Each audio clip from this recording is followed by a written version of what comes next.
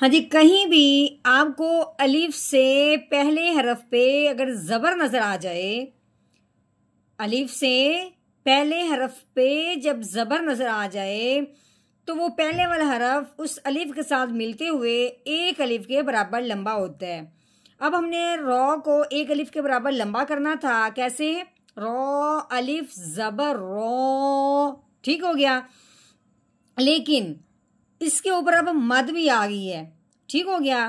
अब अलिफ के ऊपर मद आ गई है। अलिफ तो पहले रॉ के साथ मिला हुआ है, एक अलिफ के बराबर लंबा हो रहा था।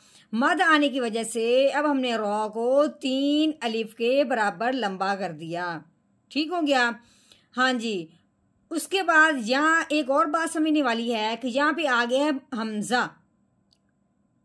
मद के फौरन बाद अगर हमजा आ जाए उसी कलमा में, ये वरोआ एक ही कलमा है, उसी कलमा में मद के फौरन बाद अगर हमजा आ जाए तो उस मद को मद्दे मुत्तसिल कहते हैं।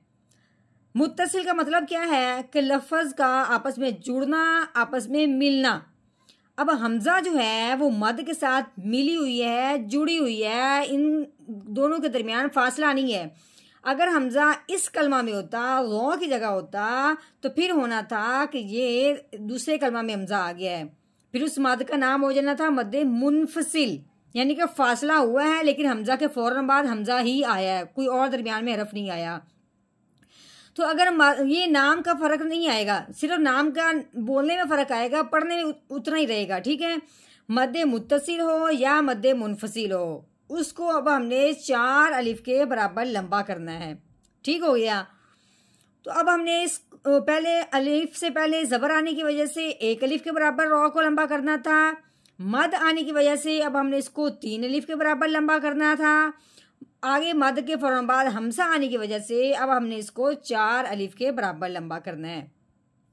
तो कैसे पढ़ेंगे? रो अलिफ मद जबर रो,